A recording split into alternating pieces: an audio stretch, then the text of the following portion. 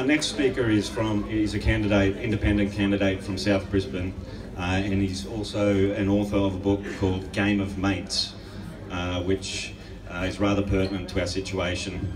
Dr. Cameron Murray.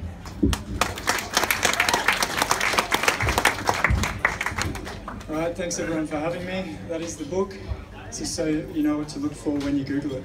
And you can also buy it from me afterwards for $20. It's my last box. I thought it was a lot of good people. Look, I got two things to do. There's two reasons I'm here. One is to sort of share with you what I've learnt about what the community is up against when it comes to planning and development. And the second thing is a few really direct bits of advice about maybe what the next moves might be from here. So my background, I've actually worked for property developers. One of them in particular runs retirement villages, and I can tell you they're very powerful and well connected. I did my PhD on planning and corruption in Queensland, so I had a very fruitful time doing my research, as you can imagine.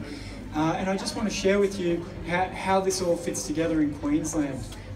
What I did is I looked at some rezoning decisions where the state government had taken control from councils, and I looked at those landowners inside and just outside, and I found out that those landowners got a $710 million windfall gain from those planning decisions.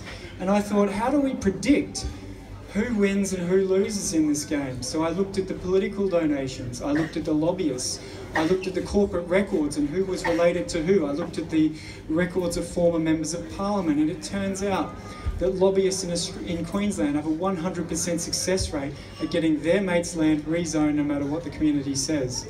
The other interesting thing is that what predicts who wins and who loses is how well connected you are in a relationship network. And what's even more interesting is after my research came out, some research from the US using declassified court records from the US Italian mafia of the 1960s, looked at all those relationship networks and said, do you know what predicts who accumulated the most wealth while they were in the mafia? The exact same pattern of relationships that predicts who gets rezoned in Queensland. So this is what we're up against. It's not about small-time bribes, little favours here and there. It's about an orchestrated social structure of well-connected people getting repeated favours over time. These people don't like being stopped. They're used to getting their way.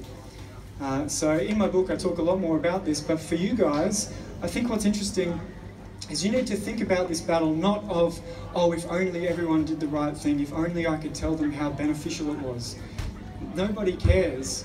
These guys are about doing favours for their mates and cashing in on it. Okay, so you've got to be strict, you've got to be organised, and you've got to be professional as well. My first note here says professionalise. If you don't have lawyers getting advice about how you can hold council to account, hold the state government to account through the courts, you should get that advice immediately, because they will listen to the courts. You should have planners giving you advice about what mechanisms you can leverage in the existing planning system, because these guys keep the game going by ensuring the community doesn't push back when they skip on the rules and they don't follow the processes they're obliged to. So there'll always be somewhere there you can leverage if you get some professional advice. You need to find some common allies. It's great to see that you've got your local member on board. You need to keep this going, finding more politicians, more parties. Build your allies and reward them for helping you. That's how they play the game. Another thing is, it's great to put forward what you want, not what you don't want. So I would be thinking about, hey, we don't mind building aged care facilities. We're not anti-aged care, we're pro-green space. How about you guys take that initiative, look at all the other possible locations for aged care and say, why does it have to be here? What a foolish decision when these are all the options available, and point that out. That's another good thing. Always remember that facts don't change people's minds. This is especially the case in politics when your mate's bottom line is up for grabs. You're in a battle of telling stories and replacing their myth. Oh, we're here to look after old people, with yours, your story, which is even better, which is we're looking after everybody, including future retired people who live in the area with this green space. So make sure you put that forward. And I've got here my last point, play dirty if you need, but I was thinking of skipping that. So maybe just ignore that. No, you're up against a big machine. As Jono said, this is happening across the state. I don't have any poems. Jono's a much better motivator, and he's very right that this is not about housing retired people. I can tell you when this gets rezoned and approved, those who get the approval won't be obliged to build anything. They can flog it off to the next guy at a higher price as well. It's quite obvious that it's not about housing people. It's just a battle for their bottom line. So yeah, good luck to everyone.